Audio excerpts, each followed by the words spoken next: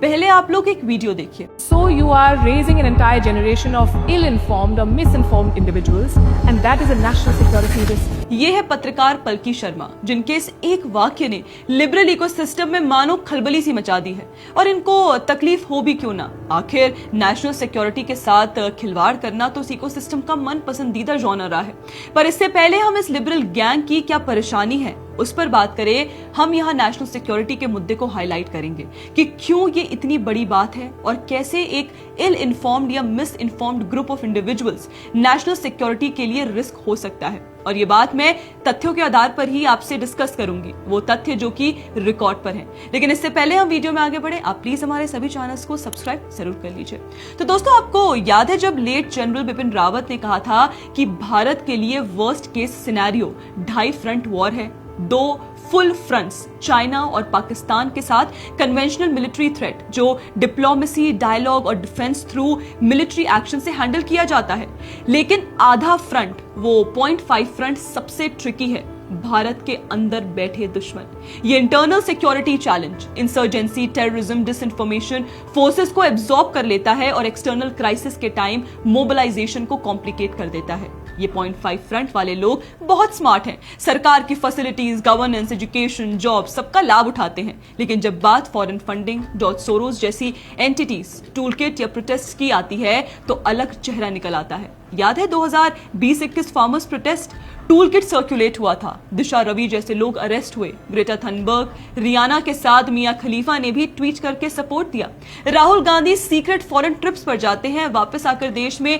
अस्थिरता और अराजकता के लिए लेक्चर्स देते हैं। और ये सब पैटर्न जो मैंने आपको अभी बताया वो स्टूडेंट प्रोटेस्ट से पहले का था। अब रीसेंट सीजेपी प्रोटेस्ट देखिए, कॉकरोच जनता पार्टी जंतर मंतर पर नीट यूजी पेपर लीक और एग्जाम इरेगुलरिटीज को लेकर पिछले महीने भर से प्रोटेस्ट कर रही थी, लेकिन हाल ही में सामने आई दिल्ली पुलिस की इस वीडियो में सौरभ दास की ये आप बॉडी लैंग्वेज पर ध्यान दीजिए। दिल्ली पुलिस उनको और सीजेपी के लोगों को ब्रीफ कर रही है कि आपके प्रोटेस्ट में असामाजिक एलिमेंट्स घुस आए हैं। बैकग्राउंड में शोर से क्लियरली सुन सकते हैं कि प्रोटेस्ट ने क्या मोड़ लिया था, वायलेंस और केओस। लेकिन उसके बावजूद सीजेपी ने अपना प्रोटेस्ट कंटिन्यू रखा और इन असामाजिक तत्वों को प्रोटेस्ट हाईजैक करने दिया। इनफैक्ट प्रोटेस्ट के कई वीडियोस में लोग ये भी कहते दिखे कि हमारे माँ बाप तो इंस्टाग्राम नहीं देखते, इसलिए उन्हें सच्चाई नहीं पता है। लेकिन सवाल यह है कि अगर किसी एक प्लेटफॉर्म या एक तरह के कंटेंट को ही सच मान लिया जाए तो वही नैरेटिव धीरे धीरे धारणा बन जाता है। मिसलीडिंग इंफॉर्मेशन, फेक न्यूज और अल्ट्रा प्रोसेस्ड ओपिनियंस को न्यूज की शक्ल दे दी जाती है। अब मैं थोड़ा जरा टाइमलाइन में उल्टा चलती हूं। ये है सीजेपी प्रोटेस्ट के बच्चे पीएम मोदी को गालियां देते हुए, ये हैं so called protesters Indian army के लिए अपशब्द का इस्तेमाल करते हुए। अब आप ही बताइए, ये नेशनल थ्रेट नहीं तो और क्या है? अगर ये लोग किताब पढ़ते तो पता चलता कि ऐसे थ्रेट्स का क्या नतीजा होता है।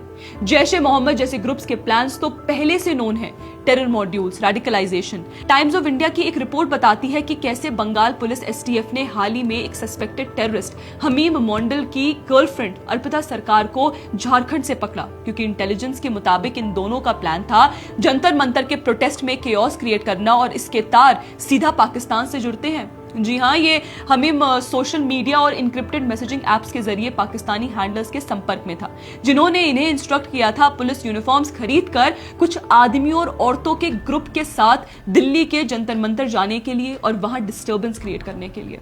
अब आप लोग ही बताइए कि क्या ये सब सिक्योरिटी रिस्क नहीं बढ़ाता?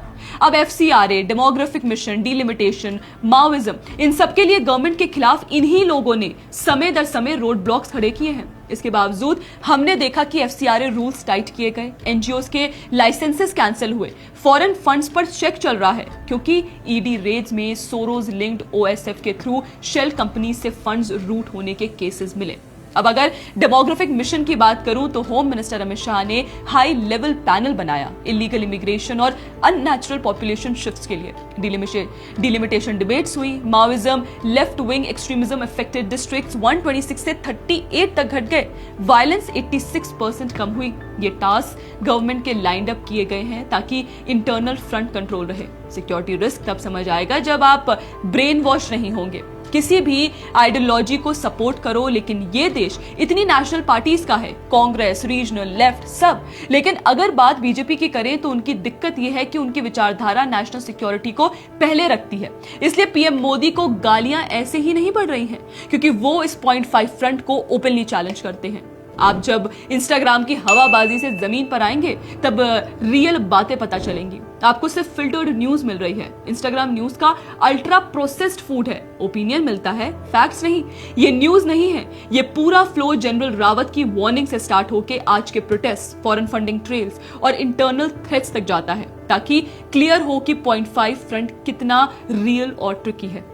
अब यहां जरा शुरुआत में मेंशन किए गए लिबरल गैंग पर वापस आती हूं और कथित पत्रकार निधि रजदान का ये ट्वीट दिखाती हूं, जहां वो लिखती हैं, the most misinformation is peddled by legacy media.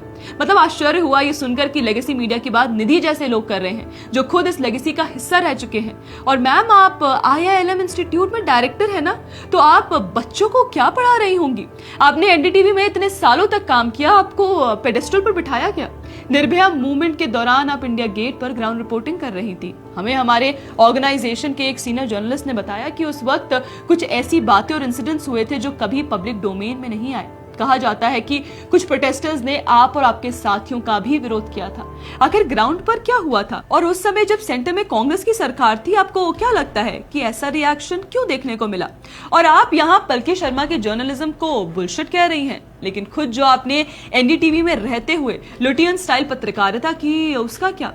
खैर, यहां मैं एक और कथित पत्रकार न्यूज लॉन्ड्री की मनीषा पांडे के ट्वीट को हाईलाइट करना चाहूंगी। वैसे तो उनकी बात पर ध्यान देना बेकार है, लेकिन ये पूरे JNU नैरेटिव का हिस्सा है। वो JNUSU प्रेसिडेंट नहीं बनी, लेकिन उनकी भाषा बिल्कुल फॉर्मर JNUSU प्रेसिडेंट्स जैसे अलबीना शकील और कांग्रेस लीडर संदीप सिंह जैसी है, जिन्हें इंडिक स्टडीज और ट्रेडिशनल वैल्यू से हमेशा प्रॉब्लम रही। और सबसे पहले देखिए, इनके हम तीसरे पॉइंट को देखते हैं। उसमें बात है विदेशी मीडिया प्लस JNU, आयसा, AISF की विचारधारा प्लस नेहरू की नीतियां। ये तिगड़ी मनीषा जैसे लोग इसका विरोध बर्दाश्त नहीं कर पाते, क्योंकि यही कांग्रेस पॉलिटिक्स का कोर है और वो इस पूरे इकोसिस्टम का पार्ट है। दूसरा, उन्हें रिसर्जेंट इंडिया से एक्सट्रीम हेट है। उन्हें इस क्लोज रिलेशनशिप से दिक्कत है। मोदी ने कभी नहीं कहा कि इंडिया US से स्ट्रॉन्गर है, यहां प्रूफ करने की जरूरत नहीं। और अब अगर इनके पहले पॉइंट यानी मुस्लिम्स और रोहिंग्यास पर टिप्पणी की बात करूं, तो अमित शाह ने इलीगल माइग्रेंट्स और डेमोग्राफिक चेंज का इशू ओपनली उठाया है। अगर ये बात झूठी होती तो गवर्नमेंट इस मिशन पर इतना टाइम क्यों वेस्ट करती? डिलिमिटेशन से देखिए, वोट बैंक काटने की बात अलग है। सोशल मीडिया रिपोर्ट करता है कि मेन स्ट्रीम मीडिया अपनी प्रेफर्ड न्यूज लाता है, लेकिन पांडे जैसे लोग चाहते हैं कि बेसिक रिपोर्टिंग भी ना हो। ये नेशनल सिक्योरिटी का मैटर है। जर्नलिस्ट को अगर इंडोर्स नहीं करना तो कम से कम एक्सेप्ट तो करना चाहिए ना। अब देखिए, बंगाल पुलिस STF का पाकिस्तान लिंक्ड नेशनल को पकड़ना, जो जंतर मंतर प्रोटेस्ट में पुलिस यूनिफॉर्म पहनकर केओस और डिस्टर्बेंस क्रिएट करने की फिराक में था, ये वाला इनपुट किसी भी चैनल या मेन स्ट्रीम मीडिया को क्यूरियस करने लायक होना चाहिए था ना। लेकिन इन लोगों की असली दिक्कत ये है कि न्यूज और फैक्ट्स मौजूद हैं। ऐसे टेंस टाइम में ये लोग कमोशन का फायदा उठाकर चिल्लाते हैं, न्यूज मत देखो। टारगेट कौन है?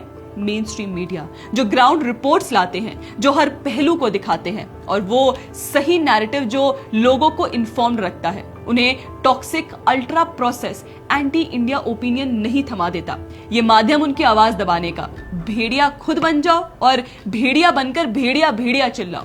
मोदी सरकार के under extremely liberal freedom of speech पाओ और कह दो कि फ्रीडम ऑफ स्पीच कब हो रहा है, और फिर उन रिपोर्टर्स, उन मीडिया हाउसेस को गोदी मीडिया कह दो, अनरिलायबल कह दो, जो पब्लिक को इन्फॉर्म्ड रख रहे हैं। इनका एजुकेशन सुधारने से कोई मतलब नहीं है। वो काम तो सरकार रिफॉर्म लाकर कर ही रही है, दिन रात मेहनत करके सुधार ला रही है। इनकी असली प्रॉब्लम तो अमित शाह जैसे लोगों और उन मीडिया चैनल से है जो नेशनल सिक्योरिटी को प्रायोरिटी देकर अपना काम करते हैं। इसलिए अल्ट्रा प्रोसेस्ड टॉक्सिक ओपिनियन वाली रील्स लाओ, इन्फ्लुएंसर्स को इकट्ठा करो और नेशनल सिक्योरिटी को थ्रेटन भी करो और बच्चों को भड़काओ।